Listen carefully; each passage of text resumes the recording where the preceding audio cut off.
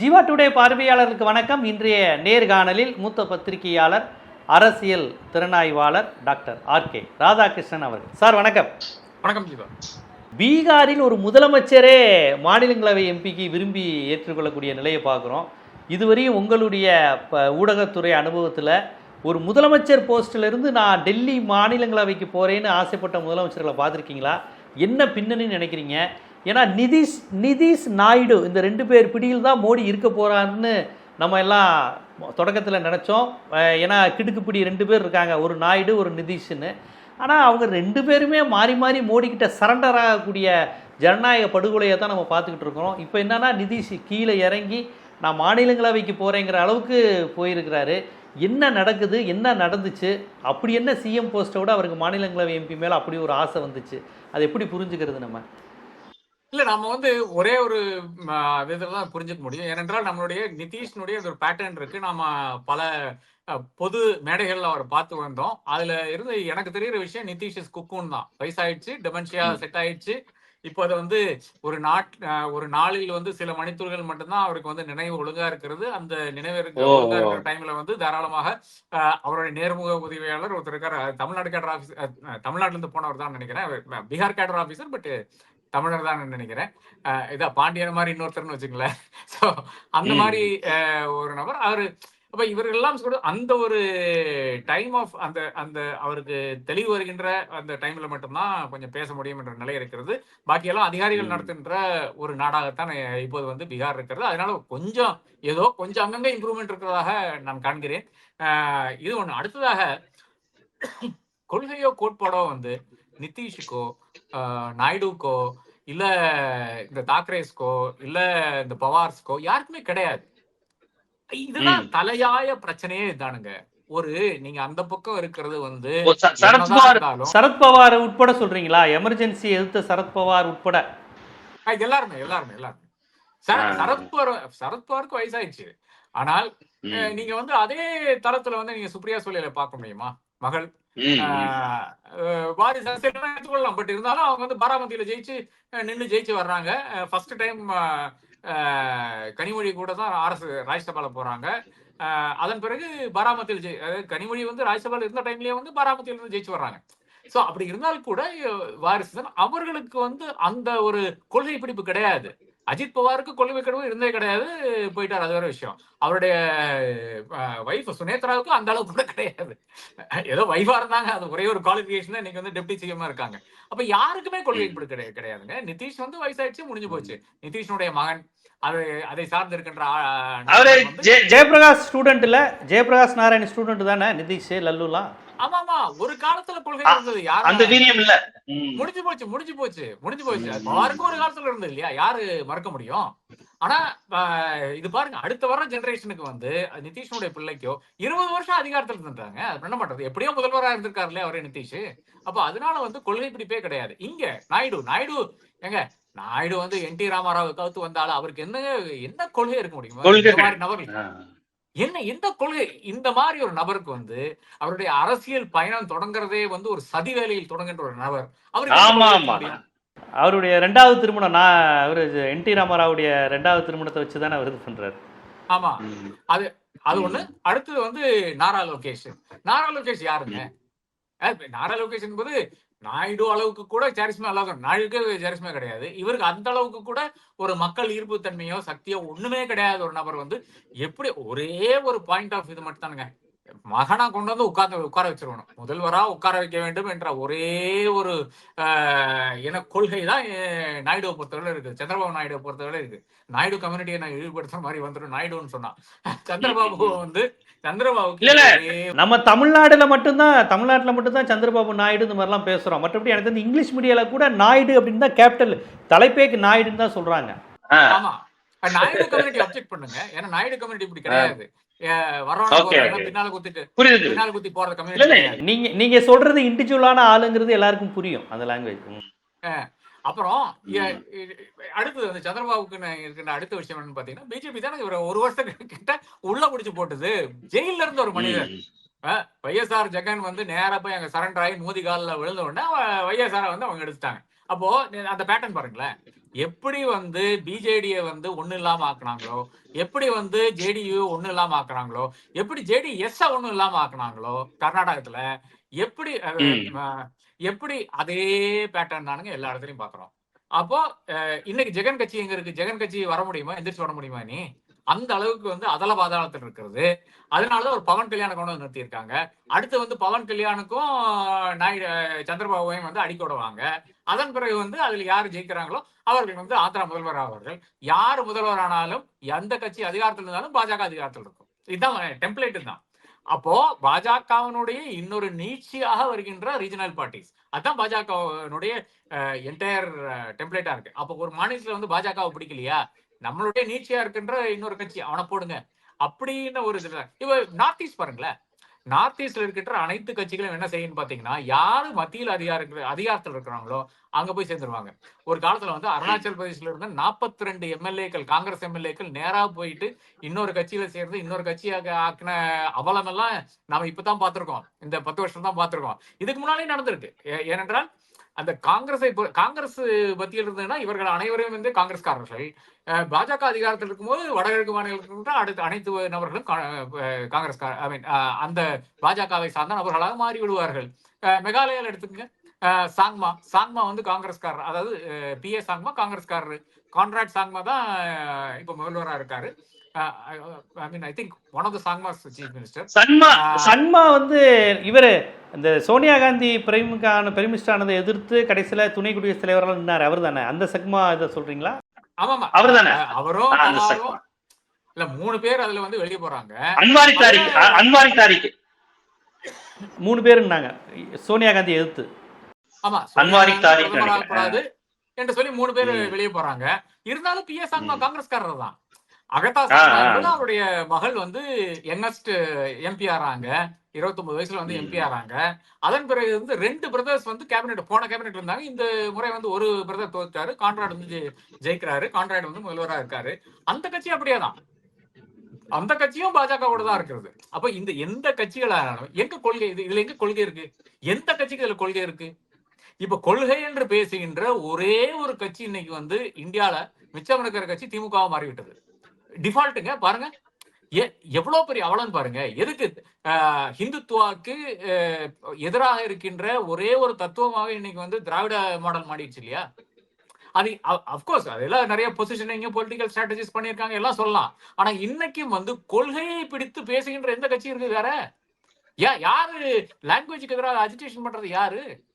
ஏன் கர்நாடகாவில் அந்த மாதிரி அஜிடேஷன் நடக்க மாட்டேங்குது? ஏன் ஆந்திராவில் நடக்க மாட்டேங்குது? ஏன் தமிழகத்துல மட்டும்? ஏங்க திருச்சியில ஒரு என்னது கர்த்தவிய துவாரணை ஏதோ ஒரு லூஸ்தனமா ஒரு இது போடுறாங்க. உங்களுக்கே பேர் வர மாட்டேங்குது. உங்களுக்கு ஓரளவு ஹிந்தி தெரியும், உங்களுக்கே வர மாட்டேங்குது. இல்ல நான் கேக்குறேன் இந்த மாதிரி ஒரு விஷயத்த வந்து வேற ஏதாச்சும் ஒரு மாநிலத்துல பண்ணா அவங்க ப்ரொட்டஸ்ட் கூட பண்ண மாட்டாங்க. யாரும் வந்து இது கண்டுக்க கூட மாட்டாங்க. கேரளாவில் நிறைய இடத்துல இருக்குது, ஆந்திரால இருக்கிறது பண்ண மாட்டாங்க. தமிழகத்துல தான் பண்ணுவாங்க. தமிழகத்துல ஏன் பண்றாங்கன்னு பாத்தீங்கன்னா அது ஒரு சமிக்கையாக சிம்பிள் ஆஃப் ஆபரேஷனா பாக்குறாங்க. லாங்குவேஜ்ல வேற யாரு பேசுறா லாங்குவேஜ், அது லாங்குவேஜ் ஐடென்டிட்டி என்று யாரு பேசுறா? முந்தானேத்து கூட 4 நாள் முன்னாடி கூட நம்மளுடைய மக்களவை உறுப்பினர் கனிமொழி வந்து இங்க பேசுறாங்க, வீக்கினுடைய சமிட்ல பேசுறாங்க. ஏன் வந்து லாங்குவேஜ் என்பது அவ்வளவு பெரிய ஒரு விஷயமா இருக்குன்னு பாத்தீங்கன்னா எங்களுடைய ஐடென்டிட்டிங்கிறாங்க, எங்களுடைய அடையாளம் அதுங்கிறாங்க. இந்த என்னுடைய பாஷை என்பது என்னுடைய அடையாளம் என்பது இந்த ஒரு மாசத்துல எடுத்து பாருங்க, எவன் பேசியிருக்கான்னு பாருங்க. முதல்வர் பேசியிருப்பாரு, உதயநிதி பேசியிருப்பாங்க, தங்கதனரசு பேசியிருப்பாங்க. இந்தியால எடுத்து பாருங்க யாரு பேசியிருக்கான்னு பாருங்க. நீங்க அதான் பிரச்சனை. நீங்க உங்களுடைய மொழியை மறந்து விட்டீர்கள், அடையாளங்களை மறந்து விட்டீர்கள், உங்களுடைய கொள்கையை மறந்து விட்டீர்கள். அப்புறம் வந்து பிஜேபி சொல்லிட்டு தான் எங்கிறது. அவங்களுக்கு ஒரு கொள்கை இருக்குங்க, அந்த கொள்கையை வச்சு அவங்க வந்து முன்னே வந்து கொண்டு இருக்கிறார்கள். உங்களுக்கு கொள்கை என்பது காந்தியை மாறிவிட்டது, காசு என்று மாறிவிட்டது. அப்புறம் என்ன? காசு பதவி பிள்ளையை கொண்டு உட்கார வைக்கணும். இதை தாண்டி ஒரு கொள்கை இருக்கின்ற ஒரு கட்சி கிடையாது. அதுதான் இந்தியாவினுடைய இன்னொரு பெரிய அவலமாக நான் காண்கிறேன். அது ரொம்ப இதுதான். இப்போ நிதிஷை வந்து இவங்க சிஎம் இதுலேருந்து இறக்குனது திட்டமிட்ட ஒரு மிரட்டல் தான், மிரட்டி தான் பண்ணியிருக்காங்க. 100%ங்க, 100%. அதாவது போன முறையே வந்து நிதிஷை இறக்குவார்கள். இல்லை என்றால் இந்த முறை தேர்தலுக்கு முடிந்த உடனே வந்து பாஜக தலைமை வரும், பாஜக முதல்வர் அங்க வருவார் என்றெல்லாம் பேசிக் கொண்டிருந்தார்கள். அது ஒன்றும் நடக்கவில்லை. சரி, நிதிஷை கொஞ்ச நேரம் உட்கார வச்சுட்டு அவரை அப்புறம் இறக்கிடலாம் என்ற ஒரு அடிப்படையில் தான் அங்க நடந்து கொண்டிருக்கு. அடுத்த பிரச்சனை என்னன்னு பாத்தீங்கன்னா, அங்க அடிதடி சண்டை சிஎம்ஆ இருக்கு. எல்லாரும் போயிட்டு யார் யாரெல்லாம் சந்திக்க முடியுமோ அதெல்லாம் சந்தித்துக் கொண்டிருக்கிறார்கள் பாஜகவினர். என்ன போடுங்க உன்ன போடுங்கன்னு சொல்லிட்டு இங்க இங்க பொத்துட்டு போகுது பாருங்க பாஜக. பீகார்ல வந்து பிரச்சனையாக போகுது, பெரும் பிரச்சனையாக போகுது. ஏன்னா நிதின் நபியில இருந்து எல்லாரும் கட்சியினர் எல்லாரும் போராடுறாங்களே, கட்சிக்காரங்க ரொம்ப அவமானமா உணர்றாங்களே நிதிஷ் கட்சியில இருக்கிறவங்க. இல்ல அது பேசுவாங்க, எல்லாத்தையும் சைலன்ஸ் பண்ணிடுவாங்க. எல்லாத்தையும் வாங்கக்கூடிய அந்த திறன் வந்து பாஜக இருக்கிறது. 2 குஜராத்திஸுக்கும் தெரியும் யாருக்கு எவ்வளவுன்ட்டு. இங்க இவரே சொல்லியிருக்காரு, நம்மளுடைய எம்ஏஎம் ராம்சவே சொல்லுவாரு, யார் show me person I name you his price அப்படிம்பாரு. என்ன ஒரு ஆளை காட்டு, அவருடைய விலை என்ன நான் சொல்றேன் பாரு. இந்தியன்ஸினுடைய தலையாய பிரச்சனையே தானுங்க. எல்லாரும் everybody is for sale. Bihar என்னங்க, நீங்க தமிழ்நாட்டே எடுத்துருங்க, எவ்ரிபடி இஸ் ஃபார் சேல். இல்ல இப்ப பீகாரை ஏன் நான் இவ்வளவு அழுத்தம் கொடுத்து கேட்கிறேன்னா, பீகார் அரசியல் நேரடியா நம்மளை பாதிக்குதோ இல்லையோ, இங்க நம்ம எடப்பாடி பழனிசாமி இருக்கிறாரே, இப்ப 50 சீட்டு 60 சீட்டுக்கு மிரட்டுறாங்க. ஆனா எடப்பாடி ஆளுமையுடன் அதை கட்டுப்படுத்துவாரா? 2021 20 சீட்ல முடக்கினாரு. அடுத்து எம்பி எலெக்ஷன்ல வெறும் 5 சீட்ல முடக்கினாரு. இப்ப அவங்க ஒரு 50 60 கேட்டு மிரட்டுறாங்கன்னு செய்தியில் வந்துகிட்டே இருக்கு. எடப்பாடி கட்டுப்படுத்திடுவாரா பாஜகவை? அதுவும் ஏடிஎம்கே பெல்ட்டா பாட்டு கேட்குறாராமே, பொள்ளாச்சி, ஈரோடு, கோவை, ஸ்ரீரங்கம், ராமேஸ்வரன், ஏடிஎம்கே எங்கெல்லாம் ஜெயிக்குமோ அங்கே பார்த்து பாஜக கேட்குதுன்னு தகவல் வருது. இப்போ நிதிஷ் நிலைமையெல்லாம் பார்த்துக்கிட்டு இருப்பாரு. எடப்பாடி என்ன மாதிரியான முடிவு எடுப்பாரு? கட்டுப்படுத்திடுவாரா கூட்டணி சீட்டில்? இல்ல, எடப்பாடியை பொறுத்தவரை 2 விஷயங்கள். ஒண்ணு வந்து அவருக்கு வந்து கட்சியை வந்து தக்க வைக்க வேண்டும், 2 சிம்பிள் தக்க வைக்க வேண்டும். இது 2 தான் அவருடைய முக்கியமான கோரிக்கைகளா இருக்கு. ஒண்ணு, நீங்க 2021 பாத்தீங்கன்னா 100% வந்து அவர் கட்டுப்படுத்தி விட்டார் பாஜகவை. அந்த டைம்ல வந்து 20 சீட்டுக்கு நீங்க குறிப்பிட்ட மாதிரி கட்டுப்படுத்தி விட்டார். அந்த அளவுக்கு வந்து இந்த முறை கட்டுப்படுத்த முடியாது. பட் இருந்தாலும் எடப்பாடி வந்து ஒரு அவருடைய இந்த வெளியில பார்த்த கேரக்டர் நம்ம வந்து எனக்கு அவர் பர்சனலா தெரியாது, அதனால வந்து ஒன்ஸ் ரிமூவ் தான் தெரியும். அந்த கேரக்டர் என்னன்னு பாத்தீங்கன்னா, ஒரு இடத்துல வந்து அவர் வந்து பிக்ஸ் ஆயிட்டாருன்னா அதன் பிறகு வந்து அவர் பின்வாங்க மாட்டார். இதான்னு சொல்லிட்டு இப்போ வந்து ஓபிஎஸ் நான் எடுக்க மாட்டேன், அவ்வளவுதான். டிடிவி வந்து இந்த கூட்டணிக்குள்ள வர முடியாது. அதாவது நான் வந்து அவருக்கு வந்து சீட் நெகோசியேட் பண்ணி இது பண்ண மாட்டேன். சசிகலா அம்மையார் கிடையாது. இப்படின்ற ஸ்டாண்ட் இருக்கு இல்லையா, இந்த ஸ்டாண்ட்ல வந்து உறுதியாக திருடமாக ஒரு முடிவை எடுத்தால் நிற்கக்கூடிய ஒரு மனிதராக இருக்காரு. நிச்சயமாக எடப்பாடி ஒரு பரிதியை விட்டு, அதாவது ஒரு லிமிட்டை விட்டு நீங்க கேட்டீங்கன்னா அவர் வந்து முடியாதுன்றவாரு. அது என்னுடைய ஃபீலிங்கா இருக்கு. டெல்லியில வச்சு பேச்சுவார்த்தைகள் நடத்தினாலும் சரி, இல்ல திஹார்ல வச்சு பேச்சுவார்த்தை நடத்தினாலும் சரி, எடப்பாடி அந்த அளவுக்கு பணிய மாட்டாருங்கிறதா நான் நினைக்கிறேன். இல்ல நீங்க சொல்றது பார்த்தா 30 சீட்ல முடிச்சிருவாரா பிஜேபியா? அது இப்போதைக்கு ஒன்றும் சொல்றதுக்கு வாய்ப்பு இல்லை. பட் என்னை பொறுத்தவரை அதுக்கு உள்ளாலதான் நிக்கும்னு நான் கருதுறேன். எப்படி காங்கிரஸ் வந்து 27 சீட்டு தான் கொடுத்திருக்காங்க, 28 சீட்டு தான் கொடுத்திருக்காங்க. சோ இவங்களுக்கு ராஜ்யசபா இல்லாதனால ஒரு 30 சீட்ல ஒதுக்கக்கூடிய அந்த வாய்ப்பு நான் காண்கிறேன். ஓ பரவாயில்ல, அப்படி இருந்தால் பரவாயில்ல. ஒரு தேசிய கட்சி அவ்வளோ ஒடுக்கிட்டா அது மிகப்பெரிய திராவிட கட்சி தான். அதை எடப்பாடி பெரிய வேலை பண்ணிட்டாருன்னு சொல்லலாம்.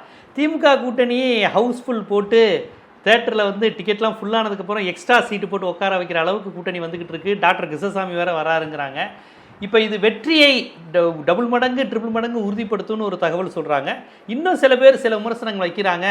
என்னங்க, திமுகவுக்கு எதிரிகள், திமுகவுக்கு வெளியே இருந்தவர்களுக்கே உள்ளே வந்து சீட்டு கொடுத்தீங்கன்னா பாரம்பரியமாக கட்சியில் உழைத்தவர்களுக்கு அவங்களுக்கு அந்தந்த தொகுதியில் இடம் கிடைப்பது கொஞ்சம் குறையுமே, இது கொஞ்சம் வருத்தமாகாதா, இல்லை அந்த அதிருப்தியை ஸ்டாலின் சரி செஞ்சிருவாரா அப்படிங்கிற மாதிரி பார்வை வருது. நீங்கள் எப்படி பார்க்குறீங்க? திமுக தொண்டர்கள் அதை ப்ளஸ்ஸாக தான் பார்க்குறாங்களா வேறு கட்சியிலேருந்து வர்றதை? இல்லை, ஃபர்ஸ்ட் விஷயம், தலைமையை பொறுத்தவரை தலைமை வந்து யாரையெல்லாம் உள்ள கொண்டு வர முடியுமோ, எந்த சாதி குரூப் ஆனாலும் சரி. இன்னைக்கு வந்து நீங்க அறிவாலயம் முன்னாடி போயிட்டு நீங்களே ஒரு ஜாதி அமைப்பு இல்லை என்றால் தமிழ் பேசும் பத்திரிகையாளர்களுடைய அமைப்புன்னு சொல்லி போட்டாங்கன்னா டப்புன்னு பிடிச்சி உள்ள போட்டுருவாங்க. உங்களுக்கு வந்து ஒரு சீட்டு கொடுத்து திமுகவுடைய சிம்பிளை நிறுத்தி வச்சிருவாங்க. அதுதான் நிலைமையா இருக்கிறது திமுகவை பொறுத்தவரை. யாரையும் வெளியிடக்கூடாதுன்னு நினைச்சிட்டு அது வந்து தலைமையினுடைய ஒரு அப்ரோச்சா இருக்கிறது. ஏனென்றால் எவ்வளோ வந்து பரவலான ஒரு ரெப்ரசன்டேஷன் நமக்கு இருக்கிறதோ தாராளமாக ஜெயிக்கக்கூடிய அந்த வாய்ப்பும் அந்த அளவுக்கு அதிகமா இருக்கிறது. இது லாஜிக் தானுங்க, இது தப்பு இல்லைன்னு நான் கருதுறேன். ஆனா நீங்க அந்த second part of the question கேட்டீங்களா, அதாவது திமுக மாவட்டத்தில் இருக்கிறவங்க கீழே இருக்கிறவங்க வந்து இது விரும்புவாங்க பார்த்து கேட்டீங்கன்னா நிச்சயமாக கிடையாது. ஏனென்றால் இருக்கிறதே 234 சீட்டு தான். 234 சீட்ல வந்து இப்ப 100 சீட்டுக்கு அருகில் இல்லை என்றால் 80 சீட்டு கிட்ட வந்து அடுத்தவர்களுக்கு கொடுத்து விட்டால் அப்புறம் உங்களுக்கு வாய்ப்பு என்னன்ற கேள்வி இருக்கு ஒண்ணு. 2வது வந்து தொடர்ந்து வந்து ஒரே சீட்ல வந்து கூட்டணி கட்சிகளோ பாக்கி இருக்கிறவங்க நின்று கொண்டிருந்தால் அப்புறம் இவர்கள் எதற்காக அங்க பணியெடுக்க வேண்டும் என்ற அந்த நிலையெல்லாம் வந்துவிடும் ஒண்ணு. அதை தாண்டி கூட இப்போ ஒரு சிட்டிங் எம்எல்ஏ இல்லை என்றாலும் ஒரு முறை தோத்த ஒரு எம்எல்ஏ இருக்காருன்னு வச்சுங்களேன், அவர் நினைப்பார் எனக்கு கிடைக்கிறதுக்கு வாய்ப்பு இருக்குன்னு.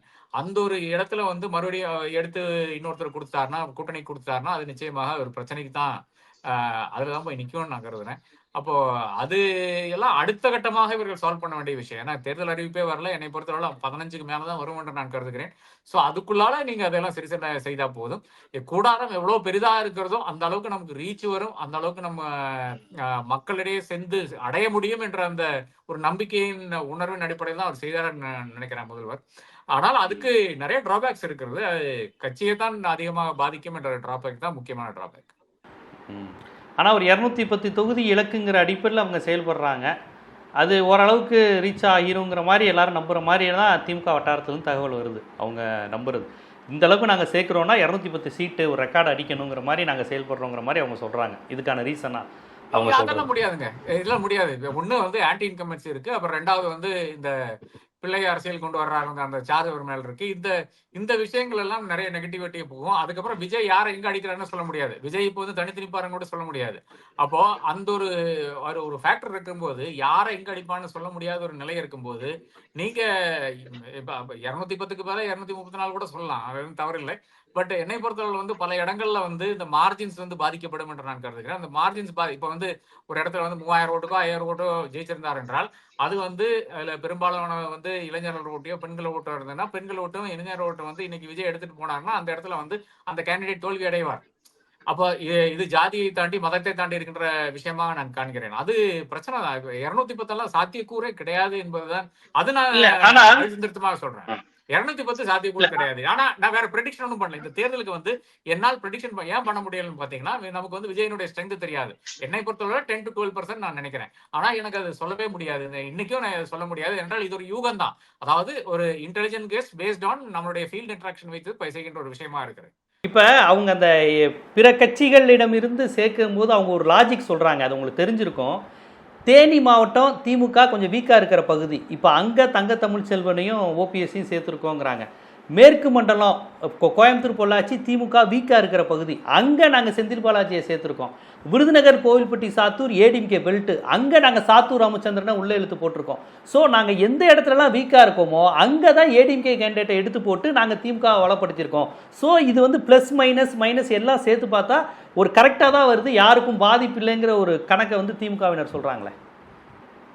அது திருப்பி திமுகவினரே சொல்லின்ற இன்னும் அடுத்த விஷயம் என்னன்னு பார்த்தீங்கன்னா, அப்படின்னா நீங்க 8 அமைச்சர்கள் எப்படி முன்னாள் அதிமுகவினருக்கு கொடுக்கலாம்ன்ற கேள்வி வருது இல்லையா?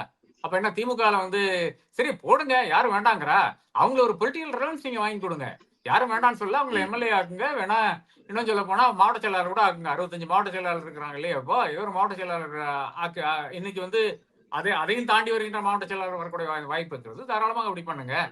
இது என்ன ஏன் வந்து 8 அமைச்சர்கள் வந்து அதிமுக இருந்து வந்து இருக்கணும்ன்ற கேள்வி இருக்கு இல்லையா? அதுக்கு எங்க பதிலு? திமுகவினருக்கு நீங்க வாய்ப்பு கொடுத்து அவர்கள் நன்றாக செய்யாதனால் நீங்க அதிமுக கொடுக்கல இல்லையா?